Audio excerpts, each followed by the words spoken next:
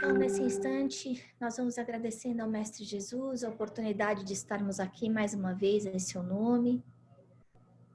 Agradecendo a equipe de André Luiz, de Emmanuel, que cuida de cada um de nós, das nossas famílias. Nós sabemos que esse estudo é uma vez por semana, meia horinha, mas que essa equipe cuida de nós como parte da sua família, como parte da sua equipe. E nós agradecemos profundamente por todos os milagres incríveis que acontecem no nosso dia a dia. Graças a essa sustentação que recebemos da equipe de André Luiz e de Emmanuel. Nessa noite, Senhor, que vamos estudar mais uma vez esse amor infinito que o Pai tem por nós, essa ajuda invisível que nós recebemos incessantemente. Pedimos que cada um de nós tenha os olhos de ver, os ouvidos de ouvir, para aprendermos tudo aquilo que necessitamos para hoje à noite, para a nossa vida. Ampara-nos, Mestre Jesus, na nossa caminhada evolutiva, protege esse grupo, ilumina cada um dos seus participantes, para que eles possam ser auxiliados de acordo com as suas necessidades, sejam elas físicas ou espirituais. Amém. Bom, hoje a gente está entrando no capítulo 17, como a gente sabe, estamos terminando aí o nosso livro, que parece que foi outro dia que nós começamos, mas aí de repente estamos aí já na reta final. Esse capítulo 37 que fala desse reajuste entre duas mulheres que eram inimigas e que de repente se tornam parceiras aí para trabalhar pela felicidade do mesmo filho, e reajuste também desse espírito que é o Júlio, que finalmente se quita com a lei, pelo desrespeito que ele teve aí pela vida, em suas encarnações passadas, né? Então, a primeira coisa que a gente vê é o estado de Zulmira, como a gente sabe, estava muito debilitado. 4 dias a criança morreu e ela não está conseguindo sair do buraco, ela perdeu a vontade de viver e continua recebendo o auxílio do alto. E como a gente já viu no capítulo anterior, esse auxílio não ia conseguir vir só dos remédios que os médicos estavam vindo, que era necessário que houvesse algo mais. Essa ajuda magnética, esse soro, esse antídoto que ela precisava, que era saber que seu filho estava bem, que era esse antídoto milagroso que se chama esperança, que se chama otimismo, que se chama alegria de viver. Então, uma coisa que a gente vê acontecendo, que, de novo, nós já repetimos isso várias vezes, o que acontece nesse livro é o que acontece conosco, na nossa vida, no nosso dia a dia. Ela é visitada pelos mentores e recebe esse passe de clareza, esse passe magnético, que vai fazer o quê? Equilibrar os seus centros de força, significando o quê? Toda aquela ansiedade, todo aquele desequilíbrio que existia no centro de força cardíaco dela, porque as emoções dela estavam completamente alteradas por causa da morte do filho. Então, sendo ajustadas, equilibradas. Gente, isso a gente não consegue fazer com remédio da medicina comum, da medicina humana, com alopatia. É preciso mais, a gente só cuidar da parte física não resolve as nossas doenças, porque as nossas doenças vêm da parte espiritual. E ela imediatamente consegue relaxar, dormir. A gente aprende mais uma vez nesse capítulo a importância do sono, não só para o corpo físico, porque é no momento do sono que o corpo vai se refazer, vai trabalhar na parte imunológica, vai equilibrar todos os órgãos, ainda mais aí onde os centros de força, a gente sabe que eles estão ligados aos sistemas e aos órgãos do corpo. Então, à medida em que Clarence equilibra os centros de força, imediatamente ele está estabilizando a função dos sistemas do corpo dela. Então, não é só para reestruturação, para reabilitação do corpo físico, mas é também uma forma de nós recebermos auxílio do plano espiritual. E nós sabemos que para recebermos esse auxílio, é necessário que a gente esteja preparado. É necessário que nós estejamos abertos para essa ajuda. Porque quantas vezes o plano espiritual está aí do nosso lado, nos abraçando, querendo nos ajudar e a gente não enxerga. A ajuda do mentor, ele está grudada na nossa cama e passa invisivelmente para nós, né? Isso, como a gente já viu no caso do Segismundo mesmo, que a gente estava estudando há uns tempos atrás no ESD, que a gente viu o marido e a mulher acordando e estando em atmosferas vibracionais completamente diferentes. Um enxergando quem? O seu algoz, o outro, o seu algoz de vida passada, e a esposa enxergando a sua vozinha querida, que tinha vindo para auxiliá-la, né? Quando estava todo mundo ali no mesmo lugar. Então, a gente recebe durante o sono ajuda, o remedinho que a gente precisa.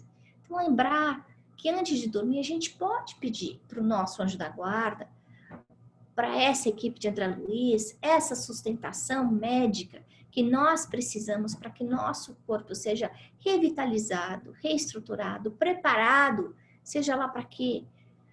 Mas para que nós recebamos, nós estejamos aí prontos, abertos para receber esses fluidos positivos, para que a gente se sinta bem.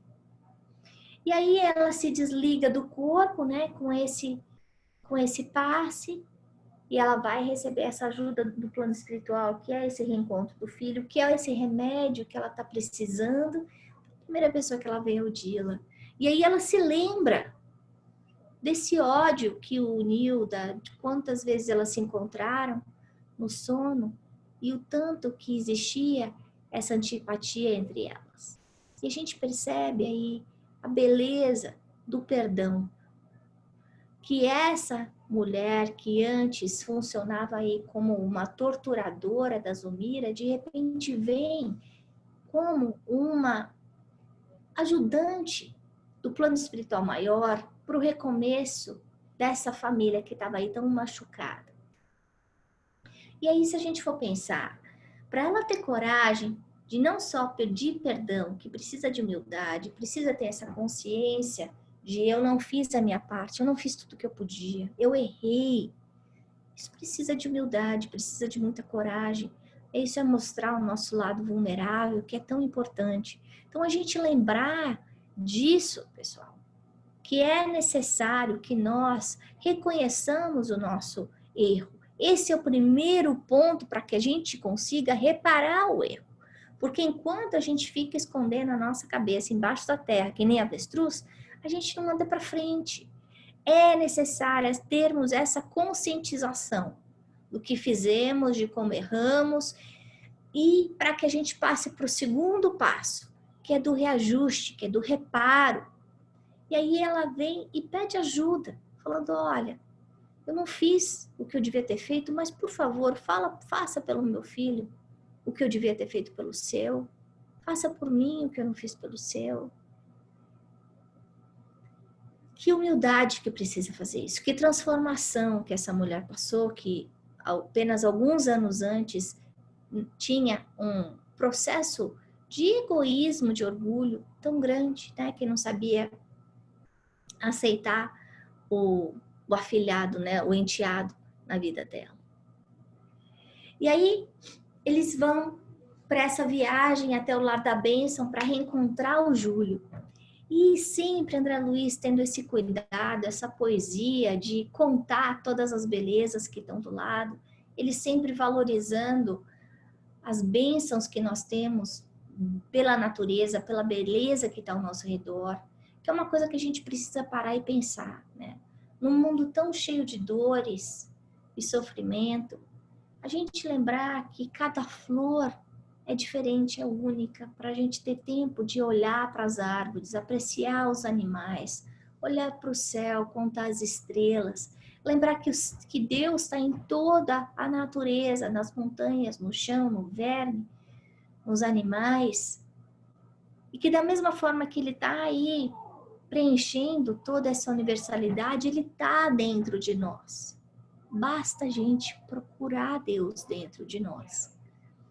E é interessante que ele fala, a gente está aí nesse lugar lindo e a única coisa que ela vê é a escuridão, é essa ansiedade, essa tristeza dessa mãe que perdeu um filho. E aí, o paraíso da alma reside em verdade, onde em verdade, o paraíso da alma reside em verdade, reside onde se situa o amor. Então, a gente lembrar que onde estiver a nossa mente, onde estiver o nosso interesse, aí nós estaremos. Porque não importa o que esteja ao meu redor, pode ser a coisa mais linda, mas se a minha cabeça, se a minha atenção estiver numa coisa ruim, é só isso que eu vou enxergar. Talvez se ela estivesse no meio do inferno, como ele fala, mas encontrando o filho, talvez ela estivesse num estado de satisfação maior, porque a única coisa que interessava para ela era ver o filho. E quantas vezes a gente acaba brecando a nossa vida simplesmente porque está faltando uma coisa e a gente esquece das outras 529 boas que estão ao nosso redor, porque nos falta uma. É importante a gente lembrar, nesse caso, né, a razão que está por trás desse ensinamento. A razão de que o porquê do Júlio ter falecido, esse reajuste tão importante. Saber que, sim, ele perdeu a sua encarnação cedo por 2 vezes, né? Primeiro como filho de Odila, depois como filho de Zulmira, mas ele vai vir uma terceira vez. Aí já com o seu perispírito, com o seu corpo mental completamente ajustado pela lei divina, pela dor, pronto para conseguir começar do zero de novo. Mas que se ele não passasse por essas 2 experiências difíceis, tanto para ele quanto para os pais, ele não conseguia seguir para frente. E nem os pais, porque a gente percebe que até pela dor, né? Aquele pai que não tinha espiritualidade procura a religiosidade. A Zulmira se transforma de uma pessoa egoísta para uma pessoa mais doce, pronta para escutar ensinamentos. Então, a dor para cada um de nós funciona de uma forma diferente. Para algumas pessoas a dor pode endurecer os corações. E a gente vê casos em que existe uma grande decepção e aquela pessoa fala, não, nunca mais eu vou deixar outra pessoa entrar na minha vida. Então, a dor aí funcionou ao contrário. Para outras pessoas a dor vem e não modifica nada. Então a gente entra na dor com os mesmos defeitos que a gente sai dela, com as mesmas qualidades que a gente entra e a gente sai. Em alguns outros casos, que é para isso que a dor serve, a gente diminui a dureza, a forma como a gente vê a vida, nos tornando mais maleáveis, mais amorosos com aqueles que convivem ao nosso redor, conosco, no nosso dia a dia, né? Que é o objetivo da dor, é o nosso despertamento consciencial. Fazer com que a gente seja mais maleável. E aí ele lembra, na verdade, Odila lembra que o corpo da carne é só uma veste. Gente, é uma veste, é uma roupa que a gente vai trocar. Hoje eu sou filha da dona Lúcia e do seu Alfredo. Na outra vida eu não sei, eu vou ser filha de quem? Talvez eu possa ser filha do meu neto, do meu filho. Enfim, nesse caso a gente vê como esse tempo na Terra é um tempo muito curto em relação à eternidade. E que o objetivo dele, o objetivo da vida na carne, essa veste que a gente tem aqui, é só para nos preparar para a verdadeira vida, que é a vida no plano espiritual. Nesse caso, como a gente viu, o Júlio passando por todas essas dores, passando a família inteira por todas essas dores de perda, né? De uma encarnação interrompida por 2 vezes, para quê? Para aprender a valorizar a vida, para aprender a valorizar a família, para saber amar incondicionalmente. É um chamamento que vem para nós, para que a gente possa acordar para a verdade espiritual. Talvez se ele continuasse a vida como era antes, a encarnação dele pudesse ser perdida, assim como a dos pais, que talvez continuariam vivendo a vida da mesma forma, egoísta e centrada na matéria como eles viviam antes. né? E aí Antonina fala uma coisa linda, que é: do além nossos amados que partiram, estende-nos os braços. Gente, a gente tem que lembrar, um momento desse, difícil, né, com tantas perdas que estão acontecendo na nossa vida, pelo coronavírus, ou muitas vezes a gente acaba perdendo entes queridos por outras razões, a gente lembrar que essas perdas são temporárias, que essas perdas são simplesmente da perda da veste aqui da Terra, mas que no plano espiritual a gente continua ligado àquelas pessoas que nós amamos. E que todas as vezes, essa lição que a Odila fala, né, da importância da serenidade, que é o caminho da estruturação espiritual, toda vez que a gente coloca revolta, ansiedade, tristeza, no nosso coração, a gente está indo na contramão. Nós não estamos indo no sentido correto da nossa evolução. A forma de nós recebermos a ajuda, e a gente vê que na hora que a Zumbira vê o filho, ela quase que enlouquece, né? Querendo acordar o filho. E aí o Clarence fala: não faça isso. Então, a gente saber respeitar, a gente saber equilibrar as nossas emoções, independente do momento que a gente está vivendo. Então, não é para eu aprender a ser equilibrada, a ser paciente, ser caridosa, só no momento que está tudo bem. Eu tenho que aprender a ser paciente, caridosa e amorosa em qualquer momento da minha vida, independente de onde e como, né? E a importância, ele não diminui em nenhum momento, a importância do coração da mãe, do amor da mãe, a intensidade do amor da mãe. Ele compreende que a saudade da mãe é muito grande, mas que é necessário que o nosso amor não seja um amor de apego, um amor egoísta, que muitas vezes porque a gente fala: é o meu marido, é o meu filho, é a minha casa, é o meu cachorro. E a gente se esquece que isso tudo é a veste. Não é a realidade da nossa vida. E com essa visão distorcida, a gente muitas vezes comete erros horrorosos que a gente vai demorar séculos, como a gente está vendo aí nesse livro, para conseguir se reajustar com a lei, né? E o papel da dor, como a gente estava falando agora há pouco, né? Que é a dor como despertamento, como remédio, para reeducar a nossa atividade mental. Então, se eu estou passando por uma dificuldade, seja material, moral ou espiritual, então, eu pensar qual é a lição que está vindo para mim. O que é que eu preciso aprender nesse momento?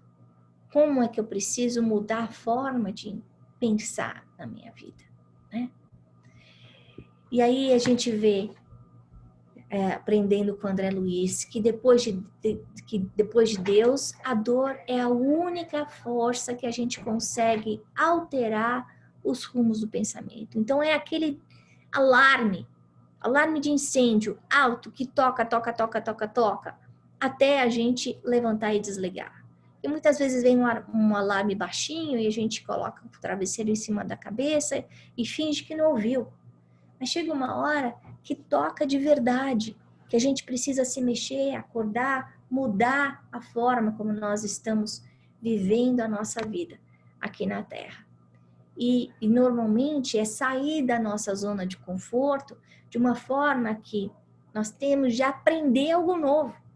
Porque nós viemos para a Terra como escola, como alunos, para que nós saiamos daqui melhores do que entramos. E que esse sair melhor significa não só o aprender no aspecto de desenvolver a nossa inteligência acadêmica, mas principalmente aprender a amar mais, desenvolver a nossa capacidade de amor e de caridade em relação ao próximo. E a forma da gente conseguir fazer isso é quando a gente aceita a dor, é quando a gente abraça a dor.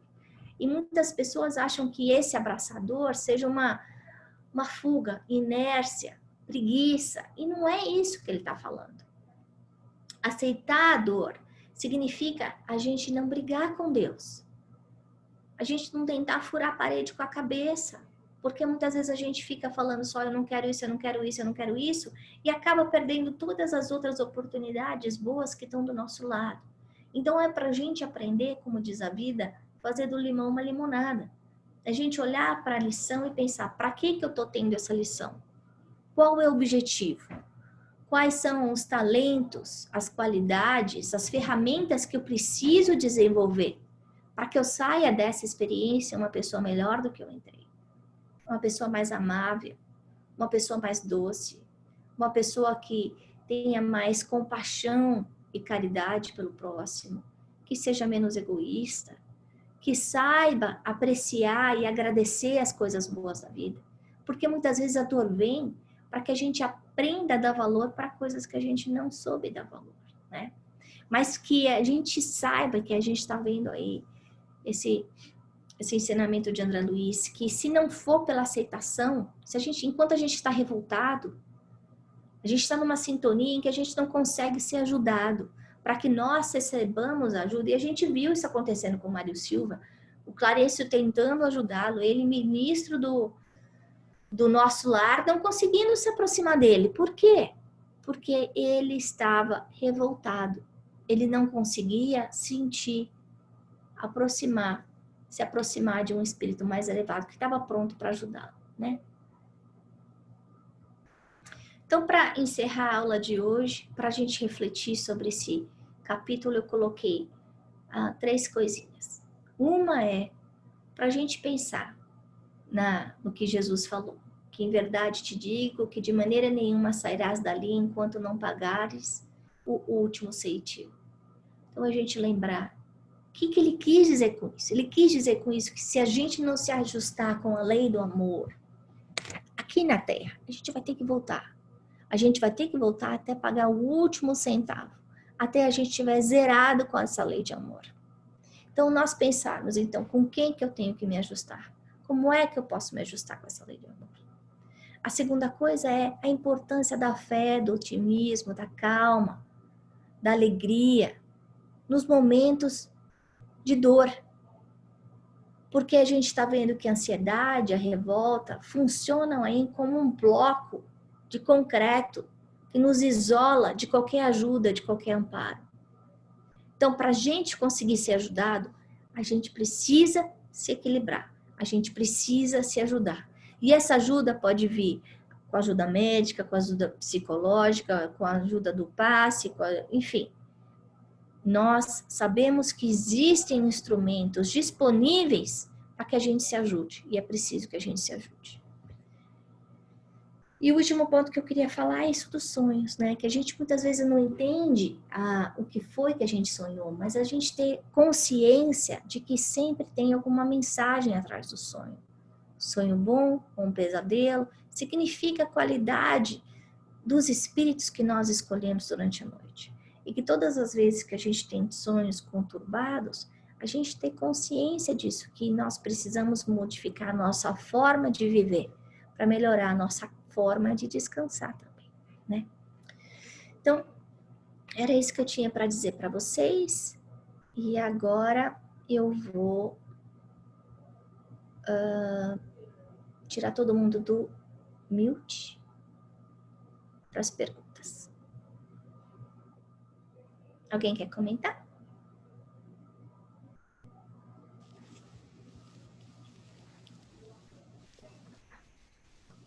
Eu tenho... Oi, eu não sei. Eu tenho uma pergunta sobre...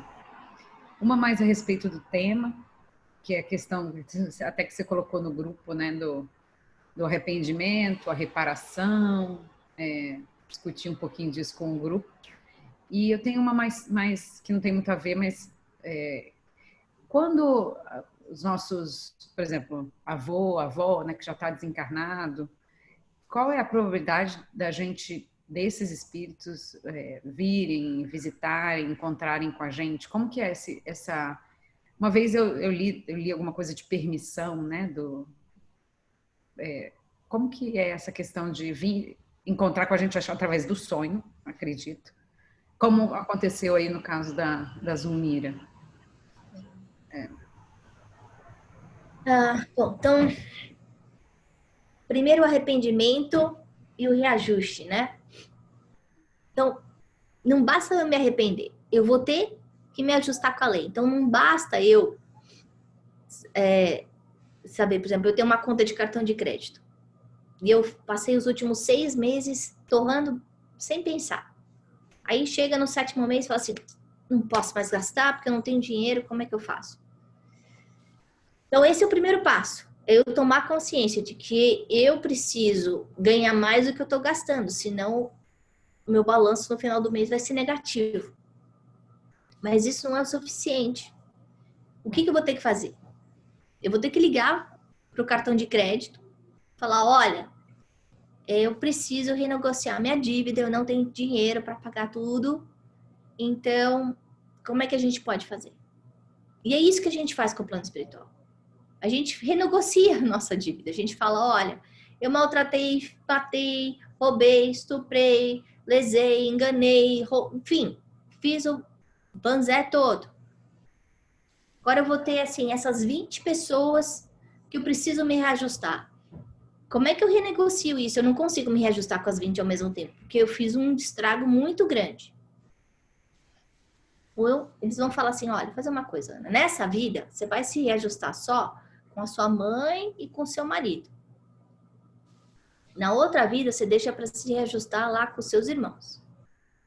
Então, existe essa programação. Então, era disso que eu estava querendo que vocês entendessem. Que não é só o arrependimento que vai resolver. Não adianta a gente se arrepender. Não, a gente vai ter que consertar. Entendi. Aí, a sua outra pergunta. Em relação à visita e à supervisão dos nossos amigos do plano espiritual. Bom, primeiro que não é porque era avô e avó que é bonzinho, né? Que tem merecimento para vir visitar a gente.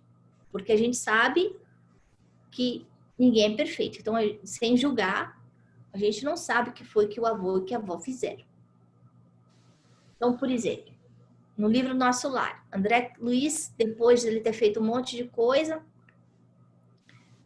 e ter trabalhado bastante a sua caridade, o seu desapego, ter estudado muito, ter limpado muito vômito lá naquelas câmeras horrorosas.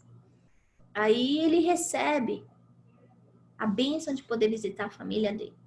Então demorou anos, porque ele passou, sei lá, 10 anos no umbral, depois passou mais não sei quanto tempo lá no Nosso Lar, até ele conseguir ter o direito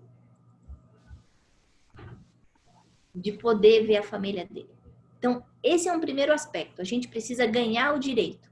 No caso dele, não só porque ele não estava pronto, ele precisava ganhar, ele precisava merecer, porque é uma honra, é um presente isso, né? É que nem então tá bom, então você vai poder ir para Disneylândia. A gente tem filho, o filho pode falar, eu quero ir para Disneylândia, tá bom? Então você vai ter que estudar, suas notas vão ter que ser todas acima de B. Você não pode ficar respondendo para mim, não pode ter lição atrasada. Então você coloca alguns parâmetros, né? Então, se você conseguir seguir todo esse critério que eu coloquei aí, tá bom. Nas próximas férias eu te levo para Disney. É isso que está acontecendo, né? De uma forma muito mais elaborada. Aí olha só o que acontece, né? Então, ele vai visitar a família dele e ele descobre que a esposa já casou de novo. E casou bem, e tá feliz. E ele não vê mais foto dele dentro da casa. Então ele vivia naquele passado, imaginando que coitadinha da minha esposa tá com saudade de mim, tá sofrendo, tá com saudade. De repente chega lá e fala, opa, esqueceram de mim. E aí, por um momento, ele fica, porque ele não estava 100% preparado, eles achavam que ele estava preparado, né? Então, senão ele não ia também. É um merecimento, mas você também precisa estar pronto para isso, para o presente, né? Porque se eu pegar o meu filho de 2 anos, que quer ir para Disney e eu levar e largar ele no meio da Disney, ele vai se perder. Ele não pode ficar sozinho lá. Ele precisa dos pais. Então aí o que acontece? Por alguns segundos, ele entra numa faixa tão negativa quando ele vê a família dele. Isso, de novo, tá tudo no nosso lar. Para quem não leu, lê. Que ele quase perde tudo o que ele tinha conquistado. Ele viaja mentalmente. Por um instante, ele volta para um umbral. E aí pegam e falam assim, André, sai dessa faixa. Rápido, sai dessa faixa, André. Você vai perder tudo que você conquistou. E aí ele volta. Então, por que eu tô dizendo isso? Porque a gente, de repente, tem avós que adoravam a gente, como a gente viu o avô do André Luiz também, no livro passado, que era apaixonado por ele, mas que tinha feito muita coisa errada, não tinha merecimento para visitar a gente. Essa é a permissão que você está falando, né? Não estava pronto para visitar. A gente tem outros casos e que esses espíritos são muito mais evoluídos do que a gente, que muitas vezes eles se transformam em protetores do nosso lar, como no caso da Odila, que a gente vê, por ignorância ela estava fazendo mal. A partir do momento que ela entendeu o papel dela na família, o que aconteceu? Ela vem e vai ajudar. Ela muda o seu comportamento, ela passa de obsessor para ajudante do plano espiritual. Um ajudante fundamental para o equilíbrio da casa, né? Então, a gente também vê esse outro caso, mas a Odila não tinha feito coisas horrorosas, ela não tinha um débito enorme com a humanidade.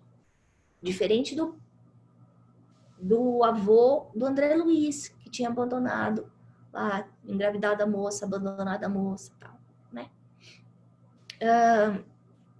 Em outros casos, a gente vê, inclusive, esses familiares reencarnando como os nossos filhos. Então, no Evangelho, né, Jesus falava lá, sei lá, na terceira geração, quarta geração, era isso que ele queria dizer, que a gente vai voltar depois da terceira e da quarta geração, mais ou menos assim. Então, por quê? Não existe, alguém tinha me feito essa pergunta uns tempos atrás, não existe um tempo certo de quanto tempo a gente passa no plano espiritual. Porque a gente falar isso é que nem a gente falar que existe um tempo certo da gente viver na Terra, que todo mundo vai viver 75 anos. Não é verdade. Porque tem gente que morre com 5, tem gente que morre com 100. Existe um tempo médio. Esse tempo médio no plano espiritual, eles falam que é mais ou menos de 50 anos, give or take, né? Mas não é uma regra. Então também, aí pode voltar como neto? Pode. Né? Então talvez o meu pai possa voltar como meu neto, como filho dos meus filhos? Sim. Vai dar mais ou menos 50 anos? Vai. Entendeu? Respondi?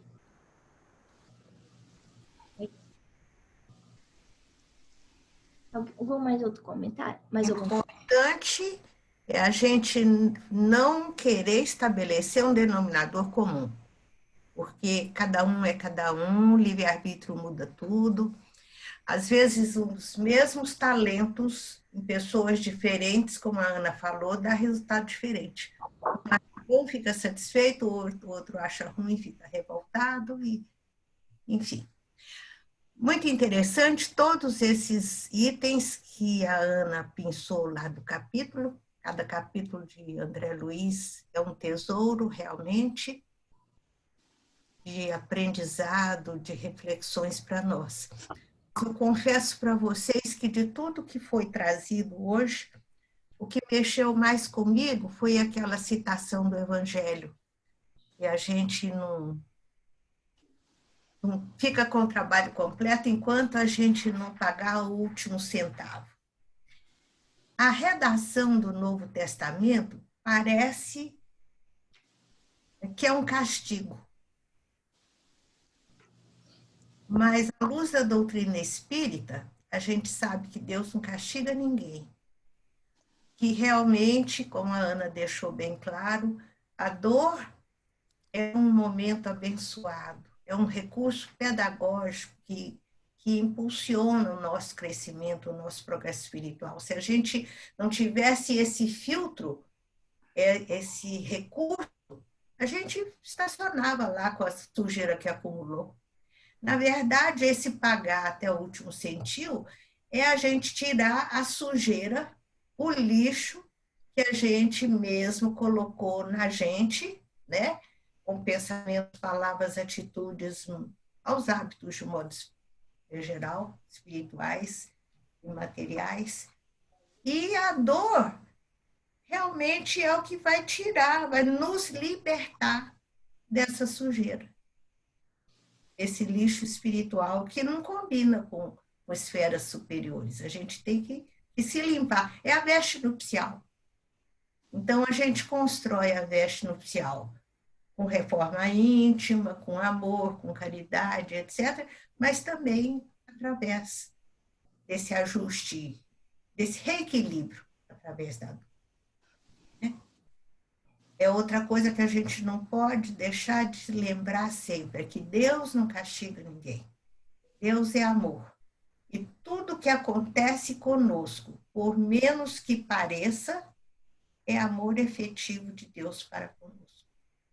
Deus sabe melhor do que nós o que é bom para nós. Não tenhamos a pretensão de ensinar para Deus o que é bom para nós. A gente comete ainda muitos enganos, né?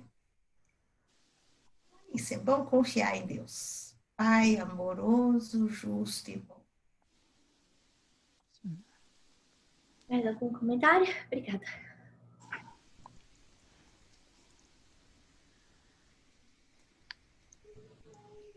Eu gostei muito do capítulo. Acho que foi um capítulo mais leve também. Os outros estavam tão pesados. Me deu mais tranquilidade. Parece que a luz no fim do túnel, né? Chegou lá. Tá chegando. Final feliz. Gi, você faz a prece final pra gente?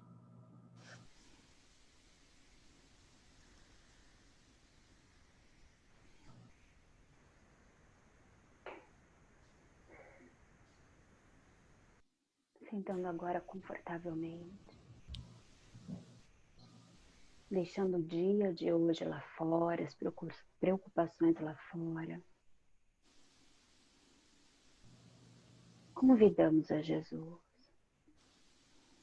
para estar conosco.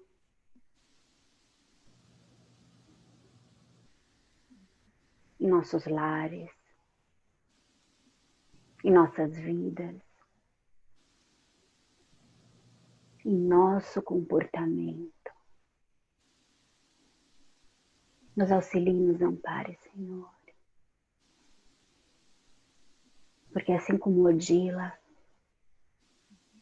nós queremos ser melhores. Porque podemos ser melhores. Abençoe a cada um de nós, ainda nas nossas dificuldades, nas nossas más inclinações.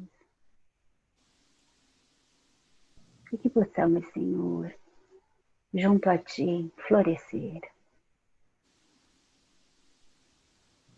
Muito obrigada pelo estudo dessa noite. Muito obrigada por essa vibração que sustenta o nosso grupo. Muito obrigada pelo acolhimento. Que assim seja, Senhor. E graças a Deus.